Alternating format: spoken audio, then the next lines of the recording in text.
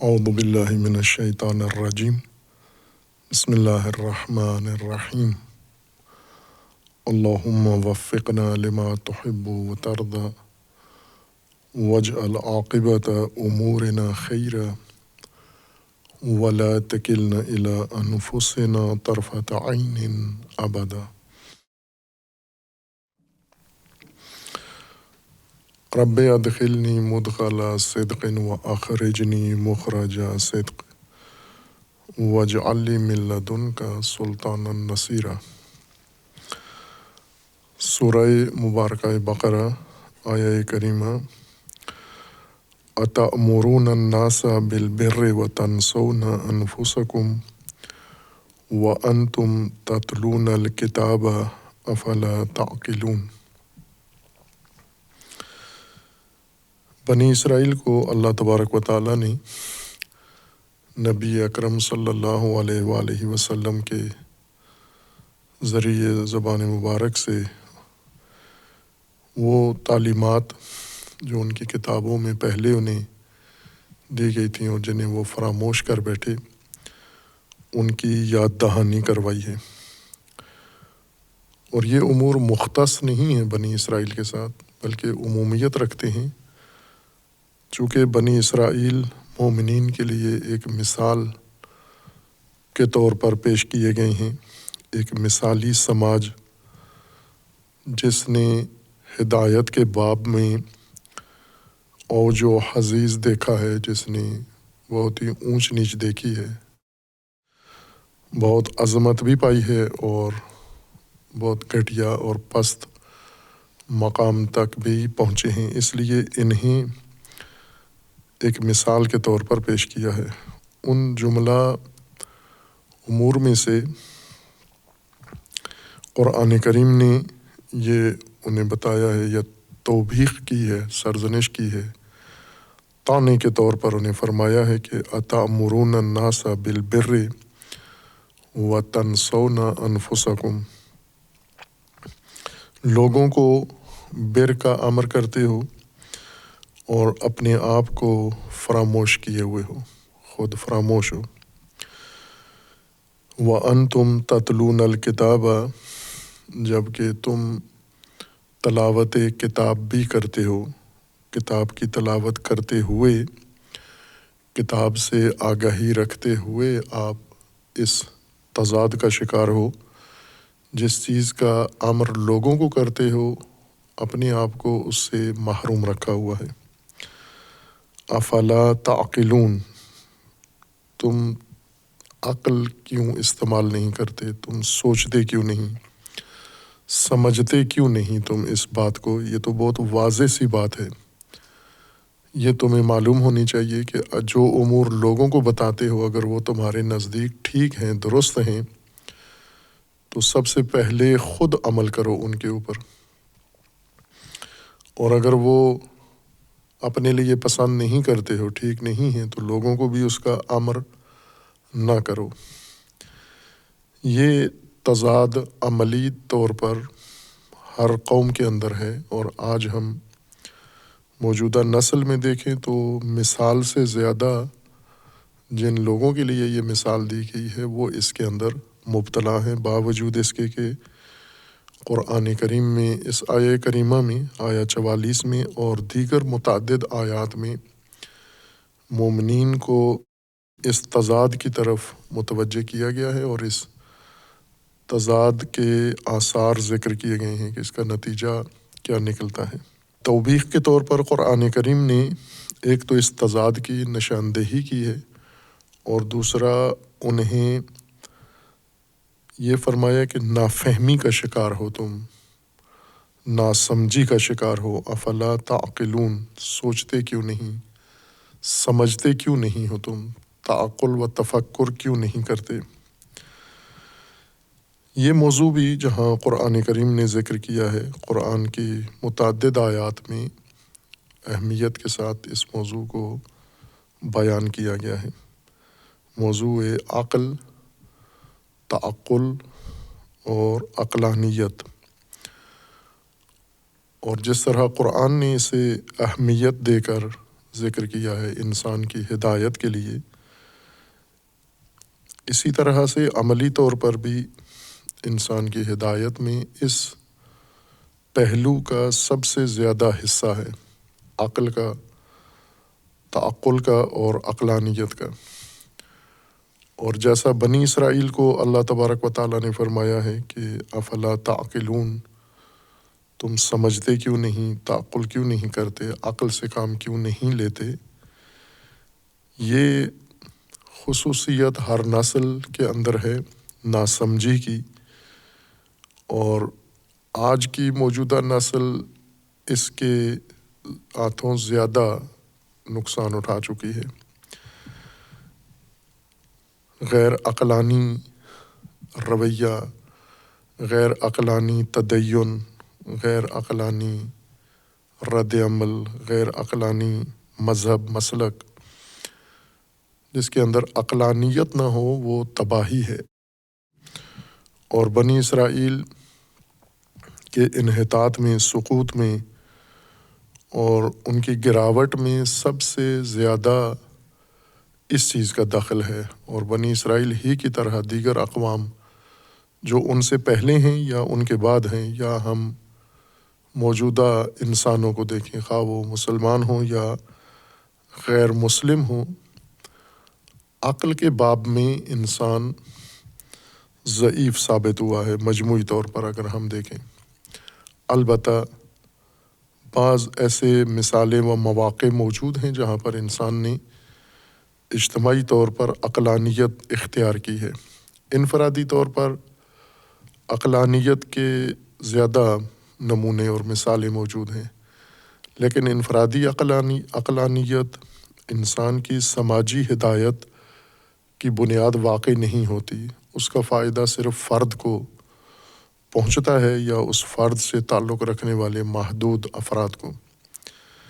قرآن کریم جس ہدایت کو پیش کر رہا ہے اور جن کے لیے وہ سماجی اور معاشرتی اجتماعی ہدایت ہے، جیسا کہ اسی آیہ کریمہ میں اللہ تبارک و تعالیٰ نے افراد کو خطاب نہیں کیا، سماج کو خطاب کیا ہے۔ یا بنی اسرائیل، عنوان ان کا بنی اسرائیل، جس کو ہم آج پیش کرتے ہیں جمعیت یا برادری، فلاں برادری مثلاً، جیسے مختلف علاقوں کے اندر مختلف شناخت کے لوگ بس رہے ہوتے ہیں تو انہیں برادری کے طور پر ذکر کیا جاتا ہے۔ عربی میں انہی کو بنو، ابنا یا بنی، یعنی برادری یا جمعیت کا عنوان دیا جاتا ہے۔ اب یہ ایک معاشرہ ہے، ایک سماج تھا، یثرب کے اندر اپنی مخصوص شناخت کے ساتھ رہتے تھے۔ یہ بنام اہل کتاب یا بنام بنی اسرائیل، اور جن لوگوں کو خطاب ہے، یعنی جن کے لیے یہ مثال پیش کی جا رہی ہے، وہ بھی مومن سماج ہے، مسلم سماج ہے۔ انہیں بتایا جا رہا ہے کہ بنی اسرائیل کو اللہ تبارک و تعالیٰ نے نعمتیں عطا کیں، اور ان نعمتوں کے ساتھ انہوں نے عہد کیا اللہ کے ساتھ، لیکن نعمتیں بھی بھول بیٹھے اور عہد بھی فراموش کر دی اور وفا نہیں کیا۔ اور سب سے بڑی گمراہی کی علامت یہ ہے بنی اسرائیل کی کہ ان کے سامنے وہ رسول آئے ہیں جن کا ذکر، تذکرہ، پیشگوئی ان کی کتابوں میں موجود تھی۔ ان کے اپنے دین و مذہب میں جس چیز کی تعلیم موجود تھی اور انہوں نے اسے پڑھا ہوا تھا، آج جب عملاً ان کے سامنے وہ نبی آئے ہیں تو انہوں نے انکار کر دیا، اور وہ کتاب جو ان کی کتابوں کی مصدق ہے، تائید کنندہ ہے، یہ کتاب جب ان کے سامنے پیش کی گئی تو اس کتاب کو انہوں نے جھٹلا دیا ہے۔ یہ بڑی گمراہی ہے ان کی۔ سماج کو سماج کے لیے مثال بنایا جا رہا ہے۔ بنی اسرائیل ایک سماج ہے، مثال اس کی بنائی گئی ہے ایک دوسرے سماج کے لیے جو حالت تشکیل میں ہے، مومن سماج اور مسلم سماج، یا ایک قرآنی سماج یا قرآن کے بقول متقی سماج بننے جا رہا ہے۔ انہیں اس چیز کی طرف متوجہ کیا گیا ہے، اور ان تذکرات میں یہ توبیخ اس لفظ سے کی گئی ہے کہ عقل سے کام کیوں نہیں لیتے، سوچتے کیوں نہیں، سمجھتے کیوں نہیں آپ۔ آج بھی اگر ہم دیکھیں تو گمراہی کا سب سے بڑا سبب، خواہ یہ گمراہی لا دین لا مذہب طبقے کے اندر ہو یا مذہبی لوگوں کے اندر ہو، مختلف نوعیت کی گمراہی مذہب کے ہوتے ہوئے یا مذہب کے بغیر جب انسانی سماج میں آ جاتی ہے تو اس کی بنیادی وجہ عدم تعقل ہے، فقدان عقل ہے، سمجھ کا نہ ہونا ہے، جسے قرآن کریم نے مختلف الفاظ کے ساتھ ذکر کیا۔ کبھی اس کو لا یشعرون کہا ہے، لا یشعرون کہا ہے، کبھی لا یعلمون کہا ہے، لا یفقہون کہا ہے، اور یہاں پر اسے لا تعقلون کہا ہے، کہ سب کا نتیجہ آخر ایک ہی نکلتا ہے، مصداق ایک ہی سامنے آتا ہے کہ لا علم لوگ، نافہم لوگ، بد فہم لوگ، کج فہم لوگ جو عقل سے کام نہیں لیتے۔ اب قرآن کریم نے جس طرح سے عقلانیت کو ذکر کیا ہے، روایات میں، احادیث میں بھی اس کا نمایاں طور پر ذکر موجود ہے، اور بعض احادیث صرف قرآن کے اندر عقلانیت کو احاطہ کر رہی ہیں، جیسے حدیث ہے امام ہفتم حضرت امام موسیٰ کاظم علیہ الصلاۃ والسلام سے، جنہوں نے اپنے شاگرد ہشام کو یہ موضوع تعلیم دیا ہے باقاعدہ، جو روایت اصول کافی میں مرحوم کلینی رحمۃ اللہ علیہ نے کتاب العقل میں، کتاب العقل والجہل جو پہلی کتاب ہے اصول کافی کی، اس کے اندر اس نورانی حدیث کو ذکر کیا ہے۔ امام علیہ السلام نے ہشام کو بتایا ہے کہ عقل قرآن میں اللہ تبارک و تعالیٰ نے کیسے عقل کا ذکر فرمایا ہے، اور اس کے علاوہ بھی فراوان احادیث ہیں، روایات ہیں جو اہمیت کو بتاتی ہیں، یعنی انسان کے اس پہلو کو، عقلانیت کو اور تعقل کی اہمیت بتاتی ہیں۔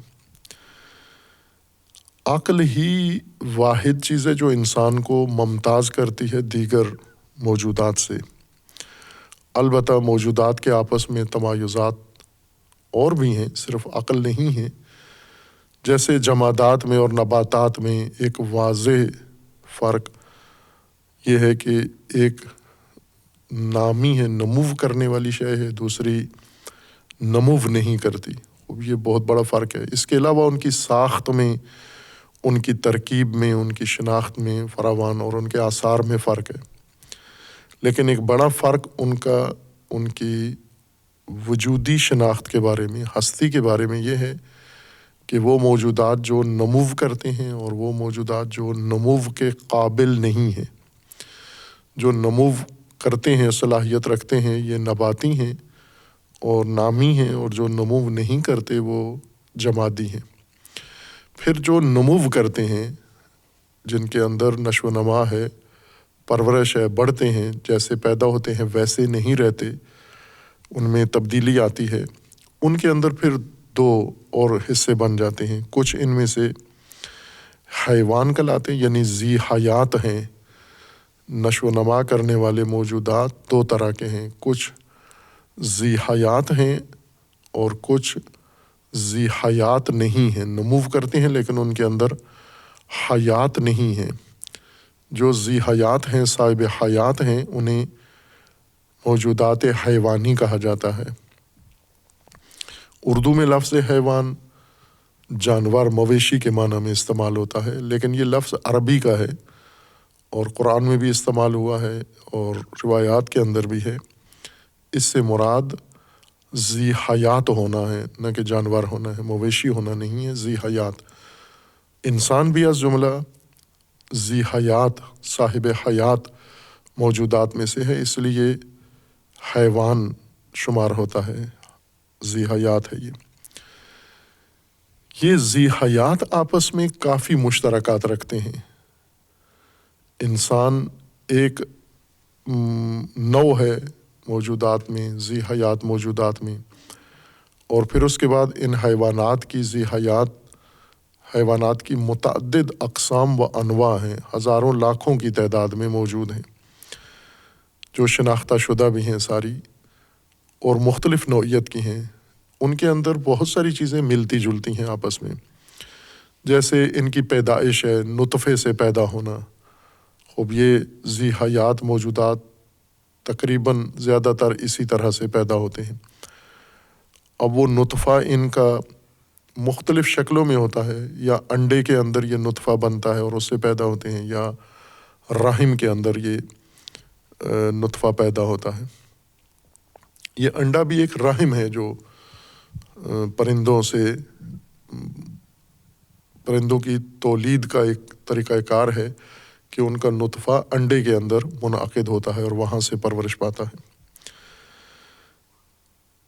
اور بعض ایسے ہیں جو رحم کے اندر ان کا نطفہ منعقد ہوتا ہے اور پھر اس کے بعد بچہ بنتا ہے اور اس کی ولادت ہوتی ہے۔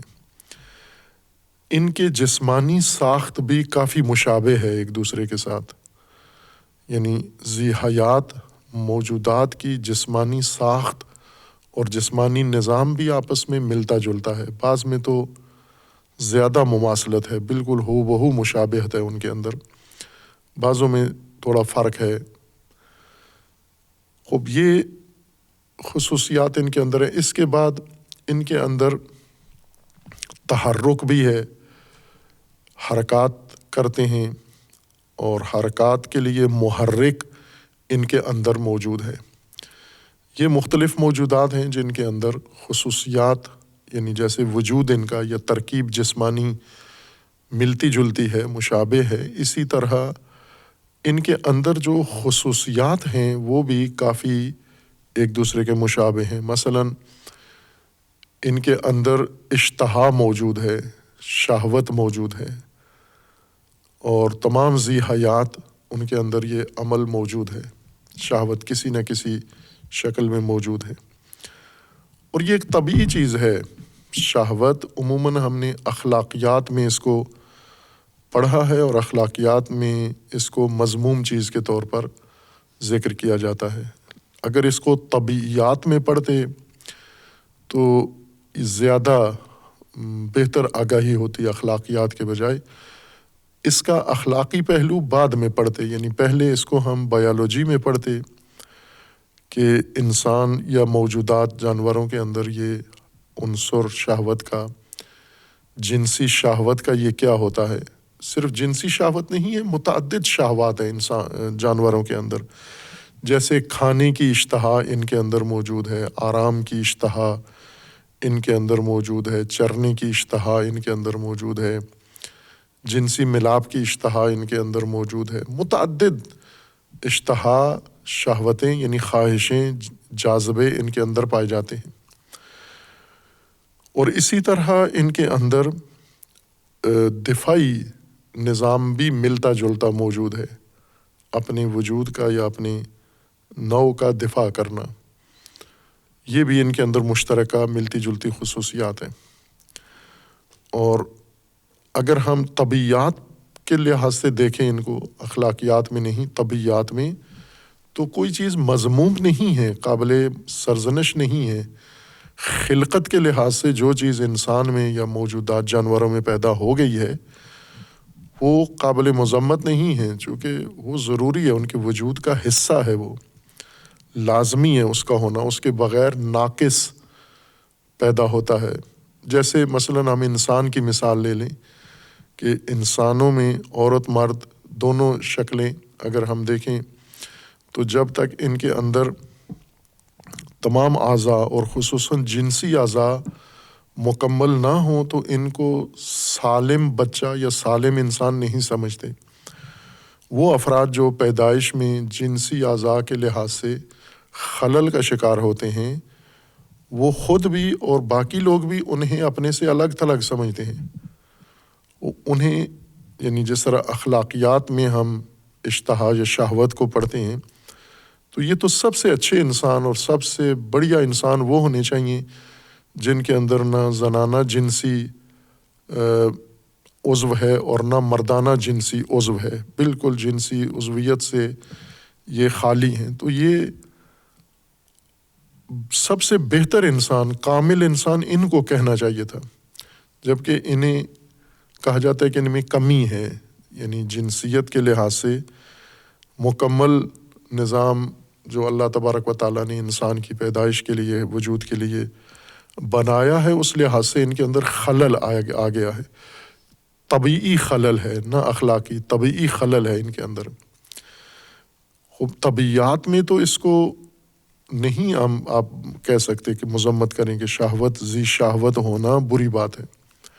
ان کی بقا کے لیے، ان کی نو کے لیے، ان کی پرورش کے لیے یہ ایک لازمی عنصر ہے. جس طرح اشتہائے بطنی ہے، جس طرح بھوک ہے، اب بھوک تمام جانداروں کے اندر موجود ہے، تو یہ اخلاقیات، اس کے اخلاقی احکام ہیں کہ بھوک میں کی صورت میں کیا کھانا چاہیے، کتنا کھانا چاہیے، کب کھانا چاہیے.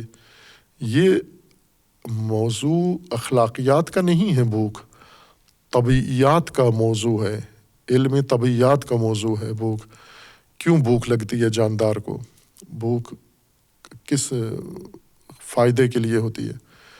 بھوک خود دلیل ہے کہ یہ پرورش پا رہا ہے، اس کو سلامتی ہے. یعنی بھوک لگنے کا مطلب یہ ہوتا ہے کہ یہ ایک سالم موجود ہے. بھوک کا مطلب یہ ہوتا ہے کہ یہ پرورش پا رہا ہے، حالت رشد و نمو میں ہے. یہ کوئی عیب نہیں ہے بھوک لگنا، پیاس لگنا. اسی طرح جنسی تمایل عیب نہیں ہے انسان کے اندر بھی اور جانور کے اندر بھی، بلکہ ان کے طبیعی نظام کی تکمیل کا ایک حصہ ہے. یہ بھی ان کا ایک نظام کا حصہ ہے. خب ذی حیات موجودات میں یہ خصوصیات موجود ہیں. یہی خصوصیات ان کے اندر محرک کا کردار ادا کرتی ہیں. شہوت، صاحب شہوت ہونا، صاحب اشتہا ہونا، بھوک لگنا، پیاس لگنا، جنسی اشتہا، ان دونوں نر مادہ کے اندر پیدا ہونا. اور اس کے علاوہ دیگر جو ہم کہہ سکتے ہیں جنہیں اصطلاح میں غرائز کہا جاتا ہے. علم الحیات کے تعبیر کے مطابق، حیاتیات کے نزدیک یہ غرائز ہیں. غرائز جمادات میں نہیں ہوتے اور اسی طرح نباتات میں نہیں ہوتے، پودوں میں، جانداروں میں ہوتے ہیں.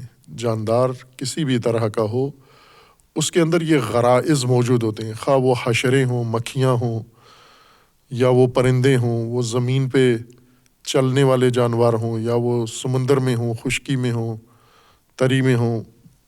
سب کے اندر غرائز موجود ہیں. غریزہ عربی لفظ ہے اور اس سے مراد یہ ہوتی ہے کہ ایک ایسی نامرئی صلاحیت انسان کے اندر جو اس کے وجود کے اندر یا جاندار کے اندر موجود ہوتی ہے، اس کے وجود کے اندر رکھی گئی ہے، باقاعدہ طور پر حصہ ہے اس کے وجود کا.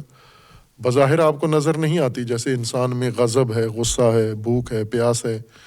یہ سب غرائز کے زمرے میں آتے ہیں، احساسات بن کر انسان میں ظاہر ہوتے ہیں. خب اسی بنا پر ہم دیکھیں کہ تمام جاندار انہی غرائز کے ذریعے سے اپنی زندگی میں تحرک رکھتے ہیں. یعنی یہ ایک جگہ پر منجمد نہیں رہتے، پودے کی طرح یا پتھر کی طرح، مٹی کی طرح، ریت کی طرح ایک جگہ پر پڑے نہیں رہتے، بلکہ چلتے پھرتے ہیں، آنا جانا ہے. یہ ان کو مثلا چراگاہ میں جاتے ہیں تو ایک غریزہ ان کو تحریک کرتا ہے حرکت کرنے پر. پانی کے لیے گھاٹ پہ جاتے ہیں، ایک غریزہ ان کو اٹھاتا ہے، اکساتا ہے پانی کی طرف لے جانے کے لیے. اسی طرح نر و مادہ ایک دوسرے کی طرف رغبت ظاہر کرتے ہیں، یہ غریزہ ہے ان کے اندر، ان کو اٹھاتا ہے. دفاع کے طور پر مثلا آندھی بارش آ جائے تو سب پناہ کی تلاش میں چلے جاتے ہیں. تمام جاندار، پرندے ہوں، حشرات ہوں، زمین پہ رینگنے والے ہوں، جو بھی ہوں، جو بھی ان کو خطر محسوس ہو فوراً پناہ میں چلے جاتے ہیں. یہ ایک دفاعی غریزہ ہے ان سب کے اندر۔ انسان بھی ذی حیات ہونے کے ناطے یہ ساری چیزیں اپنے اندر رکھتا ہے۔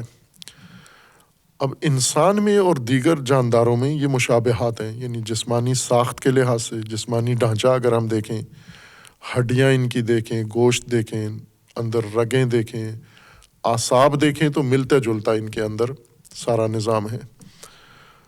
اور اگر ان کے غرائز کو دیکھیں تو بھی مشابہ اور ملتے جلتے ہیں غرائز، عدد میں کم و زیادہ ہو سکتے ہیں لیکن غرائز ان سب کے اندر ذی حیات موجودات کے اندر موجود ہیں۔ تنہا چیز جہاں پر انسان مختلف ہو جاتا ہے جانداروں سے، وہ اس کے اندر قوت فہم ہے۔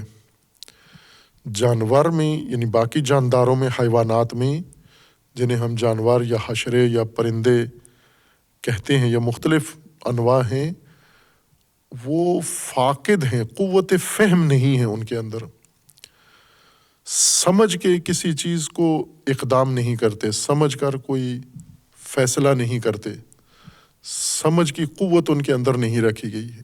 علم اور فہم، آگاہی اور حقیقت شناسی، حقائق کی پرکھ، تشخیص، ان کی بناوٹ کی تشخیص، ان کے البتہ یہ کہ مثلا جیسے کسی بھی پرندے کو کوئی خطرہ ہو تو اسے محسوس ہو جاتا ہے، یہ اس کی فہم کے مطابق نہیں ہے، یہ غریزہ اس کو بتا دیتا ہے۔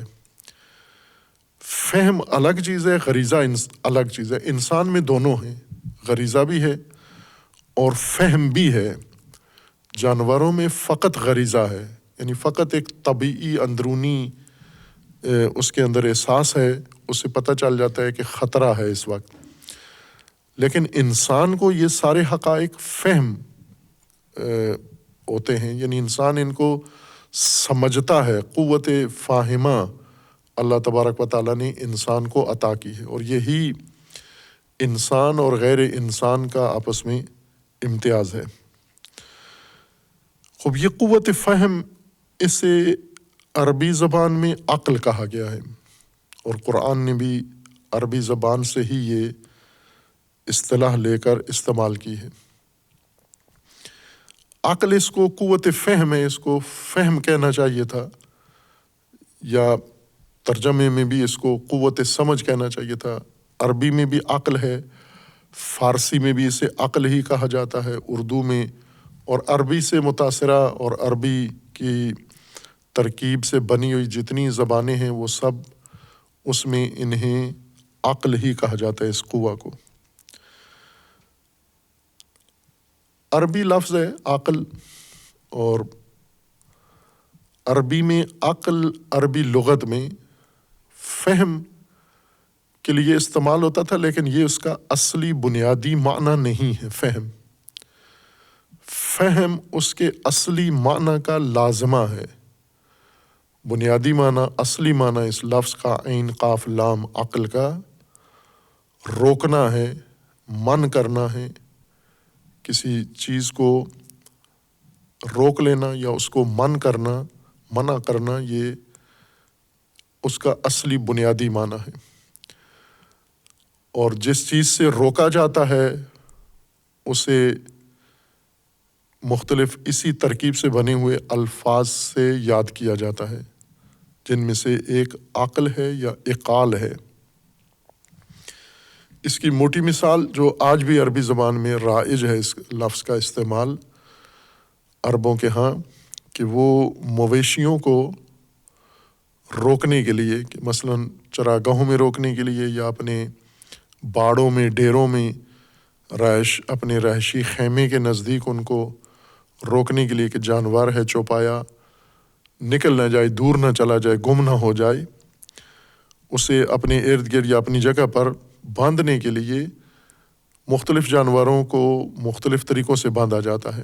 کچھ ایسے ہیں جن کے گرد باڑا بنا دیا جاتا ہے، لکڑیوں کا حصار بنا دیا جاتا ہے، یا اور گھاس بھوس کا حصار بنا دیا جاتا ہے، یا دیوار پتھروں کی یا کسی اور مواد سے بنا دی جاتی ہے، مٹی کی۔ ایک یہ طریقہ ہے جانوروں کو روکنے کا۔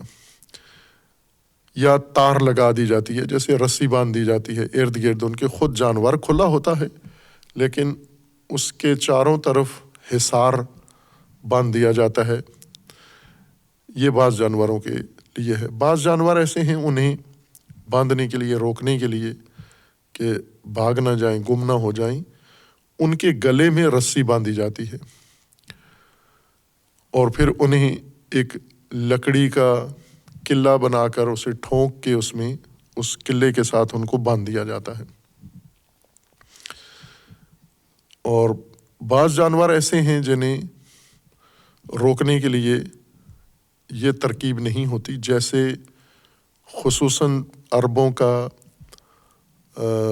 جانور، پسندیدہ جانور اور ان کی زندگی کا بنیادی جانور جس سے ان کو انس بھی ہے اور ان کی زندگی اس کا دار و مدار اس پر ہے، وہ اونٹ ہے. اونٹ اپنی ہیکل جثے کے لحاظ سے باقی جانوروں سے منفرد ہے اور باقی جانوروں کو روکنے کے لیے، باندھنے کے لیے جو چارہ جوئی کی جاتی ہے وہ اونٹ کے لیے مؤثر نہیں ہوتی اپنی جسمانی ساخت اور ڈھانچے کی بنا پر. اس کے لیے اعراب اور غیر اعراب بھی، اونٹ تو ہر جگہ ہے، مختص نہیں عربوں کے ساتھ، غیر عربوں میں بھی ہے. اعراب چونکہ ان کا زیادہ زندگی کا دار و مدار اس پر تھا. صحرا ہے عرب اور صحرائی جانور، صحرا کے لیے مفید ترین جانور اونٹ ہے. اونٹ کو اعراب باندھنے کے لیے، روکنے کے لیے ایک ترکیب یہ استعمال کرتے تھے کہ اس کی اگلی ٹانگ دوری کر کے، زانو سے دوری کر کے اس کی پنڈلی کے ساتھ اس کو باندھ دیتے تھے. اونٹ کی اگلی ٹانگ زانو سے، جیسے انسان کا بازو دوہرا ہو جاتا ہے، ٹانگ بھی دوہری ہو جاتی ہے، مثلا زانو سے انسان اپنی پنڈلی کو اپنی ران کے ساتھ لگا سکتا ہے بیٹھتے ہوئے، جیسے تشہد کی حالت میں انسان بیٹھتا ہے یا کسی ورزش کے طور پر یا کسی بھی حالت میں ضرورت کے وقت انسان زانو خم کر کے اپنی پنڈلی کو، پاؤں والا حصہ یہ اپنی ران کے ساتھ جوڑ لیتا ہے، یا بازو کو کونی سے خم کر کے انسان اپنا جو بازو کا اگلا حصہ ہے، کلائی والا حصہ، یہ انسان اپنے بازو کے کندھے والے ڈولے سے چھوڑ دیتا ہے. یہ اسی طرح اونٹ کے اندر بھی یہ خصوصیت موجود ہے کہ وہ بیٹھتا بھی اسی طرح سے ہے. جب بیٹھتا ہے تو زانو خم کر دیتا ہے، اگلا زانو، اور اس کا پاؤں پنڈلی کے ساتھ جڑ جاتا ہے. لیکن کھڑے کھڑے جانور کو روکنے کے لیے عربوں کا طریقہ یہ تھا کہ وہ کھڑے ہوئے جانور کا ایک زانو اگلا اٹھا کے خم کر کے اور اس کو رسی سے باندھ دیتے تھے، اور 3 ٹانگوں پر وہ جانور حرکت نہیں کر سکتا، کرے بھی تو کہیں جا نہیں سکتا، ادھر ہی آگے پیچھے ہوتا رہتا ہے، اپنا وزن بھی قائم رکھتا ہے. البتہ یہ اذیتناک حالت ہے جانور کے لیے. 4 ٹانگوں پر جو وزن قائم رہنا ہے وہ 3 ٹانگوں پر رکھنا، یہ جانور کے لیے تکلیف دہ ہے. لیکن انسان کے اس ظلم کو وہ سہتا ہے، اور جتنی دیر کے لیے اس کو 3 ٹانگوں پہ کھڑا کیا جاتا ہے، 4تھی ٹانگ خم کر کے باندھ دی جاتی ہے، وہ رکا رہتا ہے وہاں پر. اس رسی کو جس سے عرب زانو اونٹ کا خم کر کے باندھ دیتے تھے، اس کو عربی میں اقال کہتے تھے. اقال، عین قاف الف لام، اقال. اقال کا مطلب یعنی روکنے والی، باندھنے والی رسی. اور یہ رسی جو اونٹ کے پاؤں باندھنے کے لیے تھی، یہ عربی لباس کا حصہ بن گئی ہے. آج بھی عرب لباس پہنتے ہیں، سر کے اوپر رومال رکھتے ہیں، اس رومال کے اوپر ایک گول رسی اوپر رکھ دیتے ہیں، ایک دائرہ نما. آج کل تو وہ صنعتی طور پر فیشن کے طور پر بنائی جاتی ہے اور خوبصورت بنائی جاتی ہے، اچھی لگتی ہے وہ ان کے سروں پہ. اس لباس کے ساتھ بہت موزوں جچتی ہے یہ رسی، اور اس کی کئی شکلیں بن گئی ہیں. لیکن یہ جو لباس عربوں کا تھا، یہ یوں نہیں کہ شروع سے لباس میں یہ رسی ان کے سر پر آئی ہے، بلکہ یہ ان کی ایک زندگی کا حصہ تھا، صحرائی زندگی کا، کہ رسی کو اونٹ کو باندھ دیتے تھے، پھر اس رسی کو جب اونٹ کھول دیتے تھے تو چونکہ چھوٹی رسی ہوتی ہے، بڑی نہیں ہوتی، اور یہ رسی کسی جگہ بھی انہیں کام آ سکتی ہے، اس رسی کو محفوظ کرنے کے لیے اپنے سر پہ باندھ لیتے تھے، اور جب ضرورت پڑتی تھی سر سے اتار کے اونٹ کے زانوں سے باندھ دیتے تھے، جب ضرورت پڑتی زانوں کھول کے اپنا سر باندھ لیتے تھے۔ یہ اس سے جیسے ہم دیگر پیشوں میں بھی دیکھتے ہیں یہ کام ہوتا ہے، لیکن یہ چیزیں فیشن نہیں بنی۔ عموماً ہم دیکھیں اگر جو بڑھئی کا کام کرتے ہیں، یہ عموماً پینسل اپنے کان کے پیچھے لٹکا لیتے ہیں، مستری لوگ، بڑھئی لوگ یہ کام کرتے ہیں کہ گم نہ ہو جائے، چونکہ انہیں بار بار نشان لگانے ہوتے ہیں تو وہ پینسل محفوظ کرنے کے لیے کان کے پیچھے لگا لیتے ہیں۔ اب یہ فیشن نہیں بنا کہ کان کے پیچھے پینسل رکھنا بھی ایک فیشن بن جاتا، آج کل جو بڑھئی نہیں ہیں وہ بھی رکھتے، جیسے عرب آج کل جن کے اونٹ نہیں ہیں وہ بھی سر پہ رسی باندھ لیتے ہیں چونکہ ان کو اچھی لگتی ہے یہ۔ لیکن بنیادی طور پر آج بھی اس کا نام اقال ہی ہے، یہ رسی جو آج عرب لباس کا حصہ ہے اور مختلف شکلیں ہیں اس کو اقال ہی کہتے ہیں۔ یہ اقال اس رسی کو نہیں کہتے جو سر پہ باندھی جائے، اس رسی کو کہتے ہیں جو اونٹ کا زانو باندھنے کے لیے، ٹانگ باندھنے کے لیے استعمال کی جاتی ہے۔ بس اصل جو معنی ہے اقال کا وہ روکنا ہے، من کرنا، کسی چیز سے حرکت نہ کرے، رک جائے، ٹھہرا رہے، متوقف ہو جائے، آگے نہ جائے، یہ اصل معنی ہے اس لفظ کا۔ اور اسی سے پھر بہت سارے اور اس کے موارد جہاں پر روکنے کا عمل رسی کے بغیر ہے وہاں بھی یہ لفظ استعمال ہوتا ہے، جیسے وہ بچہ جو ماں کے قریب اس کو ماں پابند کر لے کہ بچہ کہیں بھی نہ جائے، اس کے لیے بھی یہ لفظ اقال یا اعتقال استعمال کرتے ہیں۔ یا دیگر حیوانات یا دیگر امور میں بھی جہاں بھی روکنا، من کرنا کسی چیز کو مطلوب ہوتا تھا تو اس کے لیے یہی لفظ اقال، اعتقال اور اس طرح کے دیگر بنے ہوئے الفاظ استعمال کرتے تھے۔ اور معقل استعمال کرتے تھے مسجد کے وزن پر۔ معقل وہ جگہ جہاں پر مختلف چیزوں کو بند کیا جاتا ہے، جیسے مرغیوں کو ایک ڈربے کے اندر بند کر دیا جاتا ہے، یہ معقل ہے۔ معقل پناہ گاہ کو بھی کہتے ہیں، چونکہ وہاں پر ان چیزوں کو جو خطرے میں ہیں یا گم ہونے کا خطرہ ہے، جانداروں کو، جانوروں کو اکٹھا کر دینا، یا انسان اگر کسی جگہ پناہ لے لیں خطرے سے بچنے کے لیے اور پناہ میں ان کو رکنا ہو، اس کو معقل کہتے ہیں۔ تو اس طرح کے فراوان الفاظ عربی لغت کے اندر موجود ہیں جن کا مادہ عقل ہے اور معنی اس کا من ہے، منع کرنا، روک لینا کسی چیز کو آگے بڑھنے سے یا منتشر ہونے سے۔ انسان کے اندر جو قوت فہم ہے اس کو بھی عقل کہا گیا ہے، چونکہ اس قوت کا بھی ایک کام انسان میں یہی ہے جو اس رسی کا تھا، یعنی انسان کو روکنا، من کرنا، متوقف کرنا۔ کیوں؟ اس لیے کہ انسان بھی دیگر جانداروں کی طرح مختلف غرائز رکھتا ہے، مختلف جذبات رکھتا ہے، مختلف خواہشات رکھتا ہے، مختلف محرکات رکھتا ہے، کشش رکھتا ہے، جاذبے رکھتا ہے انسان، اندرونی بھی اور بیرونی بھی۔ مثلا باہر سے کوئی چیز انسان کو کھینچ لیتی ہے، انسان کے اندر ایسی قوت ہے موجود جو مجذوبیت کی، انسان جذب ہو جاتا ہے کسی شے کا، جاذب چیزوں کا مجذوب ہو جاتا ہے انسان۔ اور اسی طرح انسان کے اندر جیسے بھوک ہے انسان کو اکساتی ہے، اٹھاتی ہے، جہاں بھوک مٹانے کا سامان دیکھتا ہے، کہیں غذا خوراک نظر آئے تو فوراً اس کی طرف لپکتا ہے، جاتا ہے، چل پڑتا ہے اس کی طرف۔ اور اسی طرح جہاں یعنی سب سے زیادہ شدید جو غریزہ انسان کے اندر طاقت کے لحاظ سے، قوت کے لحاظ سے سب سے قوی غریزہ انسان کے اندر جنسی غریزہ ہے، کہ باقی غرائز کو انسان کنٹرول کر لیتا ہے، یعنی من ہو جاتا ہے، روک لیتا ہے اپنے آپ کو۔ جو چیز انسان کے اندر روکنے کا کام کرتی ہے اسی کو اقال کہتے ہیں، وہ عقل ہے۔ अक्ल इंसान को रोकती है। यानी एक और कुव्वत अल्लाह तबारक व तआला ने इंसान को अता की है कि इसके कामों में से एक काम इंसान को रोकना है, मन करना है। वो इंसान जो जज्बात, जो एहसासात, जो गराइज़ और जो इन जाज़बों के उसमें कशिश में आ जाए, ज़द में आ जाए और वो इसे अपनी तरफ खींच रहे हों, इंसान के अंदर ये चीज़ मौजूद है जो इसे रोक लेती है कि ना जाए उन चीज़ों की तरफ।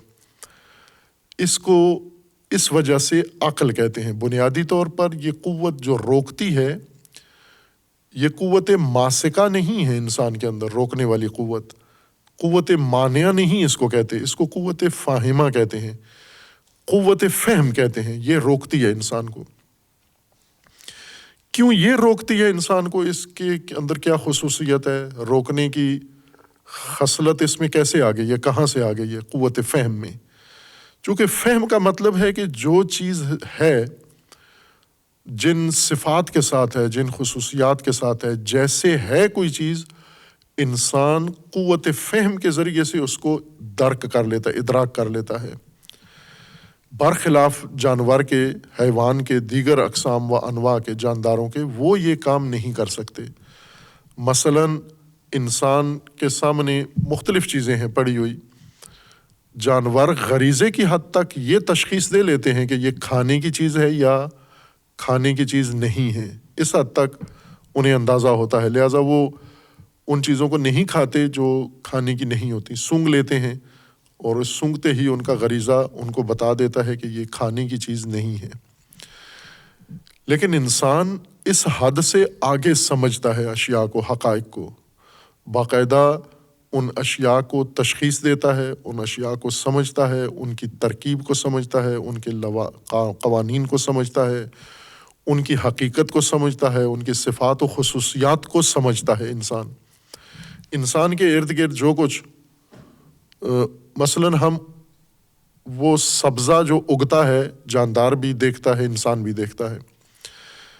जानदार सिर्फ इस हद तक, बाकी इंसान के अलावा जो जानदार हैं वो इस हद तक सब्ज़े को तशख़ीस दे सकते हैं कि ये खाने के लिए है या नहीं है। इससे ज़्यादा आगे सब्ज़ा के बारे में जानवर की, जानदार की कोई मालूमात नहीं है, कोई आगाही नहीं है। और गरीज़े के अंदर इतना ही है कि गरीज़ा ये कश्फ कर दे कि ये मेरी खुराक है या नहीं है। लेकिन इंसान इस सब्ज़े के बारे में ज़्यादा आगाही रखता है, इससे आगे आगाही रखता है। उसे ये पता है कि ये सब्ज़ा दूसरे सब्ज़े से इसका फ़र्क क्या है, ये सब्ज़ा बीज से उगता है, बाकी जानवरों को नहीं पता कि बीज से उगता है, इंसान को पता है ये बीज से उगता है। इसलिए इंसान इस सब्ज़े के उगाने के लिए बाज़ सब्ज़ा जो उसकी ज़रूरत का है उसे बीज काश्त करता है, उसके लिए ज़मीन हमवार करता है, उसके लिए ज़मीन तैयार करता है। फिर जब वो उगता है तो इंसान को पता है कि ये सब्ज़ा कितना बड़ा हो तो इस पर फल लगता है, फिर इसके फल को हासिल करने के लिए क्या तशख़ीस कर सकता है। मुफीद सब्ज़ा गैर मुफीद सब्ज़े से इंसान तशख़ीस देता है, नुकसानदेह सब्ज़ा इंसान तशख़ीस देता है, और उस सब्ज़े से मुख्तलिफ़ मसनूआत बनाने के लिए इंसान, ये सारी चीज़ें इंसान तशख़ीस देता है। और शुरू से ही अगर हम देखें, इंसान जब अभी सनती ज़माना नहीं था, हत्ता हम यूँ कहें कि ज़राअती ज़माना भी नहीं था, उससे पहले जिसको असर हजर और असर पत्थर कहते हैं, पत्थर का दौर, असर संग जिसको कहा जाता है, असर हजर, वहाँ पर भी ये तशख़ीस थी इंसान के अंदर, लेकिन उसके आगाही महदूद थी। उन अशिया को ज़्यादा करीब होके तजर्बा कम था इंसान का, और फिर नस्ल अंदर नस्ल बढ़ते बढ़ते आज हम इंसान की क़ुव्वत फ़हम के शाहकार देखें, नताइज देखें कि इंसान ने समझ के लिहाज से क्या क्या समझ लिया है।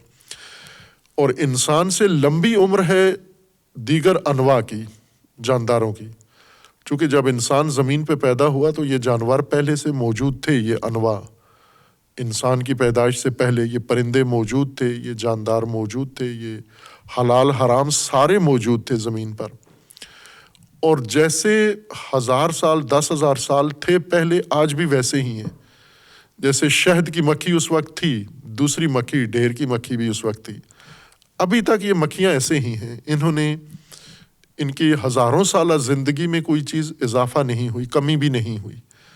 انسان نے البتہ ان کے ماحول کو جو متاثر کیا ہے اس لحاظ سے فرق پڑا ہے، لیکن خود ان کے اندر کوئی ایسی چیز نہیں ہے کہ ان کی سابقہ نسلیں اس طرح سے زندگی گزارتی تھی، موجودہ نسل اس سے مختلف ہو گئی ہے، یہ نہیں ان کے اندر۔ جبکہ انسان میں ہر نسل انسان کی حقائق کی شناخت، موجودات کی شناخت، ان کی ترکیب، ان کے آثار، ان کی خصوصیات، ان کے اندر رکھی ہوئی توانائیاں، یہ انسان نسل اندر نسل سمجھ رہا ہے۔ کس کے ذریعے سمجھ رہا ہے؟ کون سی چیز انسان میں اور دوسروں میں نہیں ہے؟ وہ یہی قوت فہم ہے۔ اس قوت فہم کو عربی میں عقل کہا گیا ہے۔ یہ عقل، البتہ قرآن نے اور بھی الفاظ استعمال کیے ہیں، ان کو فواد، انسان کے ان قوت فہم کے لفظ کے لیے ایک لفظ قرآن نے اصطلاح فواد کی استعمال کی ہے، ایک اصطلاح قلب کی ہے، قلوب جس کی جمع ہے، یہ بھی قلب بھی اسی قوت کے لیے استعمال کیا گیا ہے انسان کے لیے۔ اسی طرح نوحا، اولو النوحا، یہ بھی اسی قوت کے لیے استعمال کیا گیا ہے۔ اور لب، الباب جس کی جمع ہے، اول الالباب، یہ بھی قرآن کریم نے اسی قوت کے لیے ذکر کیا ہے۔ خوب مختلف یا صدر بھی استعمال کیا ہے بس اوقات، لیکن یہ الفاظ ہیں جو اسی قوت فاہمہ کے لیے مختلف الفاظ استعمال ہوئے ہیں۔ یہ الفاظ مترادف نہیں ہیں، ہر چند ان کا مصداق ایک ہے، یعنی قوت فاہمہ، سمجھنے کی صلاحیت، لیکن اس سمجھنے کی صلاحیت کے پہلو مختلف ہیں، خصوصیات ہیں۔ ہر خصوصیت کی وجہ سے اس کا ایک الگ نام رکھا گیا ہے۔ مثلا اس کو نوحا کیوں کہا گیا ہے، اس کو لب کیوں کہا گیا ہے، اس کو عقل کیوں کہا گیا ہے، اس کو قلب کیوں کہا گیا ہے، اس کو فواد کیوں کہا گیا ہے، یہ اس کی مختلف خصوصیات کی وجہ سے اسے کہا جاتا ہے۔ جیسے انسان ہے، مختلف اس کے نام ہیں۔ مثلا ایک ہی آدمی کو، ایک ہی انسان کو نام اس کا ہے، زید بھی اس کو کہتے ہیں، اس کو بیٹا بھی کہتے ہیں کسی کا، اس کو کسی کا بھائی بھی کہتے ہیں، اس کو شوہر بھی کہتے ہیں، اس کو چچا بھی کہتے ہیں، اس کو ماموں بھی کہتے ہیں، اس کو خالو بھی کہتے ہیں۔ اب کوئی یہ سوال اٹھائے، یہ تو ایک آدمی ہے، ایک آدمی کے اتنے زیادہ نام کیوں ہیں؟ خوب یہ نام اس وجہ سے ہیں کہ یہ مختلف پہلوؤں سے، مختلف رشتوں کو دیکھا جاتا ہے، مختلف لحاظ سے اس کے یہ نام پڑے ہیں، اور ان سب کا مصداق یہی ہے۔ لیکن یہ آپس میں مترادف نہیں ہے، چچا و ماموں۔ چونکہ ایک ہی آدمی کسی کا چچا ہے، کسی دوسرے کا ماموں ہے، تو ہم یہ کہیں کہ چچا کا معنی ماموں ہوتا ہے اور ماموں کا معنی چچا، چونکہ ایک ہی آدمی کو دونوں لفظ کہا جاتا ہے، تو معانی الگ الگ ہیں، الفاظ مترادف نہیں ہیں، ہم معنی نہیں ہیں، اگرچہ مصداق ایک ہے، ان سب کا معانی مفہوم الگ الگ ہوں گے۔ اسی طرح عقل کا معنی الگ ہے، مفہوم، قلب کا معنی الگ ہے، فواد کا معنی الگ ہے، نوحا کا معنی الگ ہے، لب کا معنی الگ ہے، لیکن جو مصداق ہے ان کا، انسان کے اندر وہ صلاحیت، وہ قابلیت، وہ قوت، جو یہ سارے ناموں کا مصداق ہے، وہ ایک ہے، ایک ہی قوت فاہمہ ہے انسان کے اندر۔ اصل یہ قوت فہم ہے، سمجھنے کی قوت ہے، صلاحیت ہے۔ جیسے کھانے کی قوت ہے، جیسے دیکھنے کی قوت ہے، جیسے سننے کی قوت ہے۔ دیکھنے کی قوت کو بصارت کہتے ہیں، سننے کی قوت کو سماعت کہتے ہیں، اور بولنے کی قوت کو تکلم کہتے ہیں، چکھنے کی قوت کو ذائقہ کہتے ہیں، اسی طرح چھونے کی صلاحیت کو لمس کہتے ہیں۔ یہ نام ہیں ان صلاحیتوں کے، ان قوتوں کے جو اللہ نے انسان کے وجود کے اندر رکھی ہیں۔ یہ سمجھنے کی قوت کو عقل کہتے ہیں، ایک نام اس کا عقل ہے۔ خوب عقل کیوں کہتے ہیں اس کو؟ یہ تو سمجھنے کی قوت ہے، تو اس کو فاہمہ کہنا چاہیے۔ عقل کیوں کہتے ہیں؟ چونکہ اس قوت کا ایک کام انسان کو روکنا ہے، یا ایک بڑا کام انسان کو روکنا ہے۔ جب انسان کے غرائز، جب انسان کے احساسات، جب انسان کے جذبات، جب انسان کے خواہشات انسان کے اندر بنتی ہیں، ابھرتی ہیں، طاقتور ہو جاتی ہیں اور انسان کو کسی قدم پر، کسی حرکت پر اکساتی ہیں یہ چیزیں، وہاں جو چیز روکتی ہے وہ اس کو عقل کہتے ہیں. عقل ہی روک سکتی ہے ان کو. یعنی چونکہ اس کا کام روکنا ہے انسان کو کہ اگرچہ اشتہا، مثلا تجھے بھوک لگی ہوئی ہے اور کھانا بھی تیرے سامنے پڑا ہوا ہے لیکن تو نے یہ کھانا نہیں کھانا، کون روکتا ہے؟ اس کی اپنی اندر قوت روکتی ہے جو یہ تشخیص دیتی ہے کہ یہ کھانا کسی اور کا ہے، تیرا نہیں ہے، یہ کھانا اس پر حق تیرا نہیں ہے. یہ جو چیز اندر سے انسان کو بتاتی ہے وہ اقال کرتی ہے، وہ عقل ہے. اس قوت کا نام عقل ہے. عقل اس وجہ سے اس کا نام پڑا ہے، اصل بنیادی کردار اس کا سمجھنا ہے، لیکن یہ سمجھ کر یعنی خوب اور بد کو سمجھتی ہے، صحیح اور غلط کو یہی قوت سمجھتی ہے، جائز و ناجائز کو یہی قوت سمجھتی ہے، مضر اور مفید کو یہی قوت سمجھتی ہے. چونکہ تمام خصوصیات کا سمجھنا اس کے ذمے ہے تو سمجھ اس کو ہے تو روکنا بھی، روکتی بھی یہی ہے چونکہ سمجھ اس کو ہے. جیسے ہم گھر میں چھوٹے چھوٹے بچے ہیں، یہ سارے مل کے کوئی کام کر رہے ہوں، یا ان پورے اس گروہ میں سے 4-5 بچوں میں سے ایک بچہ کوئی نقصان دہ کام کرنے جا رہا ہے، کوئی ایسا کام جو بچے کے لیے خطرناک ہے، اور باقی بچے اس کے ساتھ ہیں. یہ بچے کوئی بھی نہیں روکتا اس کو اس کام سے، لیکن گھر میں ماں ہو، اگر باپ ہو، کوئی بڑا آدمی ہو، وہ روکتا ہے بچے کو کہ یہ کام مت کرو. باقی بچے نہیں روکتے. کیوں نہیں روکتے؟ اس وجہ سے کہ باقی بچے اسی بچے کی طرح نافہم ہیں، نادان ہیں، یعنی ابھی قوت فاہمہ ان کی پختہ نہیں ہے. اس وجہ سے جس کے اندر یہ قوت فاہمہ ہے وہ روک لیتا ہے. اسے ہم پوچھیں، ماں کو پوچھیں، آپ کیوں روک رہی ہو اس کو؟ آپ نے کیوں روکا ہے؟ باقی کسی نے نہیں روکا، آپ اس بچے کو کیوں روک رہی ہو؟ تو وہ یہ جواب دے گی کیونکہ میں نے دیکھا ہے، سمجھا ہے کہ یہ بچہ خطرے کی طرف جا رہا ہے، خطرناک کام کرنے جا رہا ہے، غلط سیڑھی کے اوپر جا رہا ہے، کسی خطرناک نقطے کی طرف بڑھ رہا ہے، اس وجہ سے میں نے اس کو روکا ہے. یعنی چونکہ سمجھ ہے اس کو، اس سمجھ نے اسے روکنے کا کام بھی کروایا ہے. اصل اس قوت کا کام سمجھنا ہے، روکنا اس کے اعمال میں سے یا اس کے کاموں میں سے ایک کام ہے روکنا. لیکن یہ روکنا چونکہ اتنا اہم پہلو ہے اس قوت کا، سمجھنا و روکنا، کہ اس سمجھنے کو روکنے والی پہلو کا نام دے دیا گیا ہے.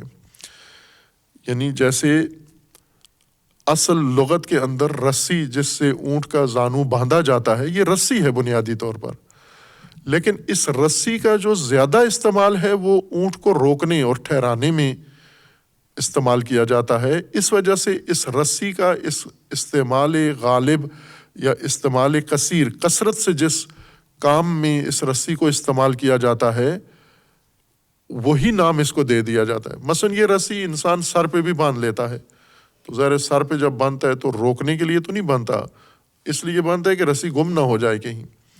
یا مثلا اس رسی سے گھر میں اور کام بھی لیتا ہے، مثلا رسی سے کوئی کبھی لکڑیاں بھی باندھ لیتا ہے، کبھی اس سے کوئی اور فائدہ بھی اٹھا لیتا ہے جو رسیوں سے لیا جاتا ہے. وہ فوائد بھی اس رسی کے ہیں، لیکن وہ فوائد اس فائدے کی نسبت کم ہیں. زیادہ فائدہ، بڑا فائدہ، نمایاں فائدہ یہ ہے کہ یہ رسی استعمال ہوتی ہے اونٹ کا زانو باندھنے کے لیے. اس رسی کو اس نمایاں فائدے کی خاطر اقال کہتے ہیں. تو انسان کی جو سمجھنے کی قوت ہے، اس قوت کو عقل کہتے ہیں. اصل سمجھنا ہے، اصل کام اس کا سمجھنا ہے، لیکن سمجھنے کے بعد اس کا جو زیادہ نمایاں کام ہے وہ انسان کو روکنا ہے. یعنی انسان کے جب جذبات ابھرتے ہیں، انسان کے غریزے جب ابھرتے ہیں، انسان متعدد اندرونی بیرونی کشش کے نتیجے میں بہت کچھ ٹھان لیتا ہے، بہت کچھ کرنے کے لیے مائل ہو جاتا ہے. وہاں جو چیز اس کو روکتی ہے وہ یہی اس کی قوت فاہمہ ہے. اب یہ کیوں روکتی ہے، باقی نہیں روکتے؟ چونکہ تشخیص یہ دے رہی ہے، سمجھ یہ قوت رہی ہے، فہم اس کو ہے، اس کو پتہ ہے نقصان دہ کیا ہے، مفید کیا ہے، مضر کیا ہے، مفید کیا ہے. چونکہ تشخیص اس کا کام ہے، فہم اس کا کام ہے، تو اس وجہ سے روکنا بھی اسی کا کردار ہے، یہی روکتی بھی ہے۔ اس روکنے کی وجہ سے اس کو عقل کہا جاتا ہے، اصل اس کا کام سمجھنا ہے۔ لہٰذا یہ وجہ تسمیہ ہے اس کا، قوت کا معنی عقل کا وہ قوت فاہمہ ہے، فہم کی قوت، جس کے ذریعے سے انسان تشخیص دیتا ہے، جس کے ذریعے سے انسان آگاہی حاصل کرتا ہے۔ اب اسی بنیاد پر علماء نے عقل کو دو حصوں میں تقسیم کیا ہے، ایک عقل علمی یا اصطلاح فلسفہ کے مطابق عقل نظری، اور ایک عقل عملی ہے ایک ہی، دو نہیں ہیں، کام دو ہیں، اس ایک قوت کے، اس ایک عقل کے دو کام ہیں۔ ایک کام اس کا یہ ہے کہ تشخیص دیتی ہے یہ موجود کیا ہے، درست کیا ہے، نادرست کیا ہے، اور حق کیا ہے، ناحق کیا ہے، کون سی چیز اس وقت مثلا سردی ہے، گرمی ہے، یہ شے زیادہ ہے، یہ کم ہے، یہ گنتی اتنی ہے، یہ جنس اتنی ہے، موسم اس وقت ایسا ہے، یہ ساری ہر انسان کے اندر یہ قوت اللہ تبارک و تعالیٰ نے رکھی ہے۔ اسی قوت کی بنا پر انسان دیگر جانداروں سے متمایز ہے، یہی قوت فہم، سمجھنے کی قوت۔ خوب جب انسان سمجھ لیتا ہے، سمجھنا صرف کسی کام کا نہیں ہے، یہ سمجھنا بنیاد بنتا ہے انسان کے اعمال، انسان کے حرکات کے لیے، کہ اب کرنا کیا ہے مجھے۔ سمجھ تو آ گئی کہ یہ چیزیں موجود ہیں ان صفات و خصوصیات کے ساتھ، اب کرنا کیا ہے مجھے، پھر یہی عقل اس کو اب روکتی بھی ہے، من بھی کرتی ہے، اجازت بھی دیتی ہے۔ جو کام خوب ہے انہیں کہتی ہے کر لو، جو کام نقصان دہ ہیں انہیں منع کرتی ہے کہ یہ کام مت کرو تم۔ اب دو کام اس کے ہو گئے، سمجھنا حقائق کا، اور سمجھ کر ان حقائق کے مطابق انسان کی رہنمائی کرنا کہ انسان کو ان حقائق کے تناظر میں کیا کرنا چاہیے اور کیا نہیں کرنا چاہیے۔ یہ حکم بھی یہی عقل صادر کرتی ہے، اس کو عقل عملی کہتے ہیں ہم۔ اور قرآن کریم نے جو زیادہ یہ لفظ استعمال کیا ہے، لگ بھگ 50 آیات کے اندر لفظ عقل، اصطلاح عقل کے مشتقات ہیں جو قرآن نے استعمال کیے ہیں افعال کی صورت میں، یہ سب کے سب عقل عملی سے تعلق رکھتے ہیں، یعنی ان کا تعلق عقل عملی سے ہے۔ بیشتر موارد اس کے عقل عملی ہیں، یعنی سمجھ تو آ گئی تمہیں، سمجھ کر صاحب عقل ہوتے ہوئے عقل نے تمہیں روکا کیوں نہیں؟ تمہاری عقل تمہیں روک نہیں رہی کہ یہ غلط کام کر رہے ہو؟ جیسے اس آیا کے اندر بنی اسرائیل لوگوں کو بنی اسرائیل کے علماء و خطباء یا ان کے دانشور لوگوں کو بر کا امر کرتے ہیں اور اپنے آپ کو بر سے دور رکھتے ہیں، خود وہ کام نہیں کرتے جو لوگوں سے کرواتے ہیں۔ اور کتاب کا بھی ان کو علم ہے جو اللہ تبارک و تعالیٰ نے نازل کی ہے، تلاوت کتاب بھی کرتے ہیں اور پھر یہ کام بھی کرتے ہیں کہ لوگوں کو امر کرتے ہیں، خود نہیں کرتے۔ اللہ نے فرمایا کہ تم عقل نہیں رکھتے، لا تعقلون، سمجھتے نہیں ہو، نافہم ہو تم۔ عقل تو ہے تمہارے اندر، جب عقل ہے تمہارے اندر تو تمہیں نہیں کرنا چاہیے یہ کام۔ یا غلط کام ہے تو لوگوں کو بھی نہ کہو، صحیح کام ہے تو پھر خود پہلے کرو، بعد میں لوگوں کو حکم دو۔ آپ لوگوں کو کہتے ہو، خود نہیں کرتے ہو، یعنی یہ کہ تمہارے اندر عقل نہیں ہے۔ چونکہ عقل ہو تو پھر یہ کام نہیں کرتے، یا عقل سے تم نے کام نہیں لیا، یا عقل تمہاری کسی بیماری کا شکار ہو گئی ہے، جیسے قرآن نے ذکر کیا ہے دل کی بیماریاں، عقل کی بیماریاں، سینے کی بیماریاں، جو انسان کی باطنی بیماریاں، مرض ہے، اور اس مرض میں مبتلا ہو کر واقعاً انسان تشخیص نہیں دے سکتا، اور واقعاً انسان کی عقل اس کو نہیں روکتی، چونکہ عقل مغلوب ہو جاتی ہے شہوات کے آگے، جذبات کے آگے، احساسات کے آگے، اور مغلوب عقل روکتی نہیں ہے، بلکہ مغلوب عقل خود جذبات کی پیروکار بن جاتی ہے، مطیع بن جاتی ہے، اور جذبات اس کے رہنما و امام بن جاتے ہیں۔ لیکن اگر جس طرح قرآن نے استعمال کیا ہے لفظ قلب سلیم، سالم عقل ہو، یعنی مغلوب نہ ہو، آفت زدہ نہ ہو، بیمار نہ ہو، مریض نہ ہو، یہ عقل انسان کو زندگی گزارنے کے لیے سب سے بڑا ذریعہ اللہ تبارک و تعالیٰ نے انسان کے اندر بنام عقل، یہ طاقت، یہ قوت، یہ صلاحیت پیدا کی ہے۔ اور روایات میں ہے، جیسا اشارہ کیا کہ اصول کافی میں مرحوم کلینی رحمۃ اللہ علیہ نے یہ روایات نقل کی، اور دیگر کتابوں میں ہے کہ اللہ تبارک و تعالیٰ نے آدم کو، تمثیلی بیان ہیں یہ سارے، حضرت آدم کو خلق کیا، حضرت آدم کو خلقت کے بعد حضرت جبریل امین کو بھیجا کہ آپ جا کے آدم کو یہ 3 چیزیں پیش کریں اور آدم سے کہیں کہ ان میں سے ایک کو انتخاب کر لے۔ آدم سے مراد یعنی انسان، کہ یہ چیزیں ان 3 میں سے ایک انتخاب کر لے اور 2 واپس کرنی ہیں، آپ نے واپس لے آئیں۔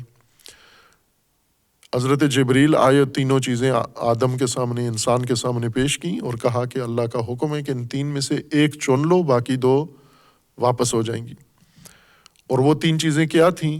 وہ ہے عقل، انسان کو عقل، دین اور حیا، یہ 3 چیزیں آدم کے لیے، انسان کے لیے ہدیہ حضرت جبریل لے کر آئی، اور کہا 3 میں سے ایک چن لو آپ، اگر دین چنتے ہو تو عقل واپس ہو جائے گی، اور حیا چنو گے تو عقل اور دین واپس ہو جائیں گے، عقل چنو گے تو دین اور حیا واپس ہو جائیں گے، ایک آپ نے رکھنی ہے۔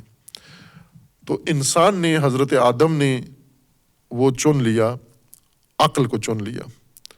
جب عقل کو چنا تو حضرت جبریل نے باقی 2 کو کہا کہ آپ واپس ہو، آپ کو نہیں انتخاب کیا گیا۔ تو انہوں نے کہا کہ ہم واپس نہیں ہو سکتے، چونکہ ہمیں اللہ کا حکم یہ ہے کہ جہاں عقل ہو وہیں رہنا ہے، آپ نے جہاں عقل ہو دین وہیں ہوگا، جہاں عقل ہو حیا بھی وہیں ہوگی۔ اور پھر اگلی ایک روایت اور ہے جو امام جعفر صادق علیہ الصلوۃ والسلام سے مروی ہے، بہت ہی خوبصورت ہے۔ جنود عقل و جہل، عقل کے لشکر، عقل کی سپاہ، عقل کے تابع دیگر صفات، یعنی عقل اگر ہو تو وہ ساری قدریں، وہ ساری چیزیں انسان کے اندر پیدا ہو جاتی ہیں۔ اگر عقل نہ ہو تو پھر جہل آ جاتا ہے۔ جہل بے معنی بے عقلی ہے، لا علمی نہیں، جہل کا مطلب نافہمی ہے، سفاہت، بے وقوف کو جہل کہا جاتا ہے۔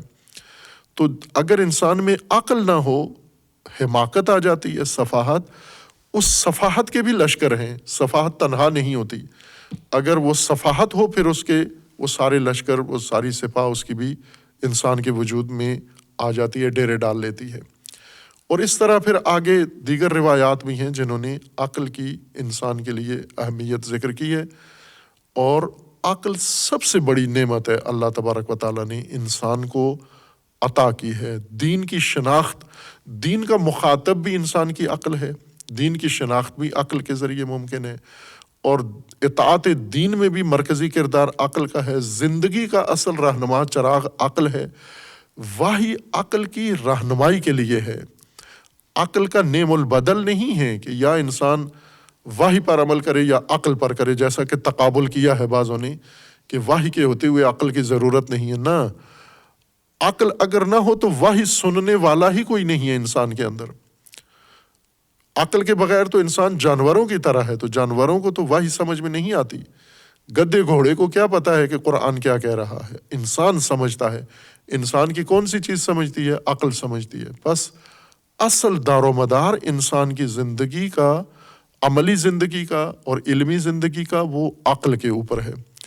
عقل انسان کے اندر اگر ہو پھر گمراہی نہیں آتی، اگر عقل مغلوب نہ ہو، عقل سالم ہو۔ اس لیے اللہ تبارک و تعالیٰ نے انہیں یہ فرمایا کہ تم لوگوں کو امر کرتے ہو بیر کا، اپنے آپ کو فراموش کرتے ہو، یعنی اس بیر پر خود عمل نہیں کرتے، جب کہ تم کتاب بھی تلاوت کرتے ہو، یعنی وہ منشور جو دیا گیا ہے پے در پے، تم وہ مسلسل پڑھتے رہتے ہو، دیکھتے رہتے ہو، وہ اس کے باوجود لوگوں کو جو کہتے ہو وہ خود عمل نہیں کرتے۔ کیا تم سمجھتے نہیں ہو؟ افلا تعقلون، عقل مر چکی ہے تمہارے اندر۔ ظاہر ہے یہ عقل میں خلل ہو تو انسان ایسے کرتا ہے۔ اور یہ موضوع بہت اہم ہے قرآن کریم کا، اور آگے آئے گا انشاءاللہ مختلف آیات کے اندر۔